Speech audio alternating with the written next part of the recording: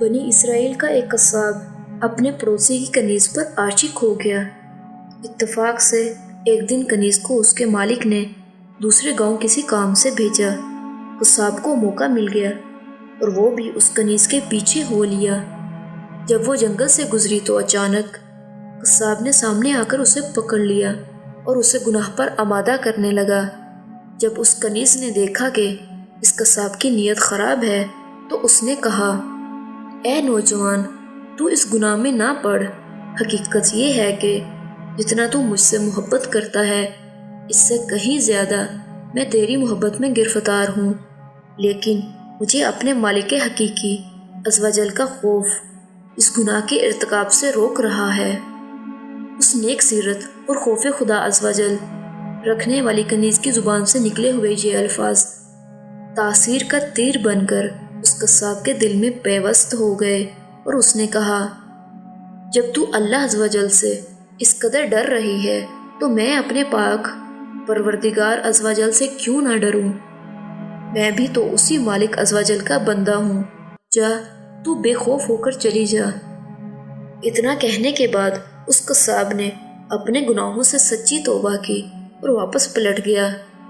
راستے میں اسے شدید پیاس محسوس ہوئی، لیکن اس ویران جنگل میں کہیں پانی کا دور دور تک کوئی نام و نشان نہ تھا۔ قریب تھا کہ گرمی اور پیاس کی شدت سے اس کا دم نکل جائے۔ اتنے میں اسے اس زمانے کے نبی کا ایک قاصد ملا۔ جب اس نے قصاب کی یہ حالت دیکھی تو پوچھا، تجھے کیا پریشانی ہے؟ قصاب نے کہا، مجھے سخت پیاس لگی ہے۔ یہ سن کر قاصد نے کہا، آؤ ہم دونوں مل کر دعا کرتے ہیں کہ اللہ عز و جل ہم پر اپنی رحمت کے بادل بھیجے اور ہمیں سیراب کرے یہاں تک کہ ہم اپنی بستی میں داخل ہو جائیں۔ قصاب نے جب یہ سنا تو کہنے لگا، میرے پاس تو کوئی ایسا نیک عمل نہیں جس کا وسیلہ دے کر دعا کروں۔ آپ نیک شخص ہیں، آپ ہی دعا فرمائیں۔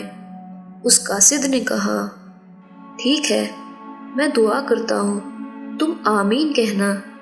پھر قاصد نے دعا کرنا شروع کی اور وہ قصاب آمین کہتا رہا۔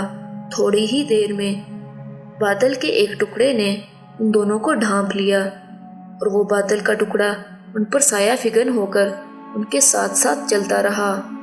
جب وہ دونوں بستی میں پہنچے تو قصاب اپنے گھر کی جانب روانہ ہوا اور وہ قاصد اپنی منزل کی طرف جانے لگا۔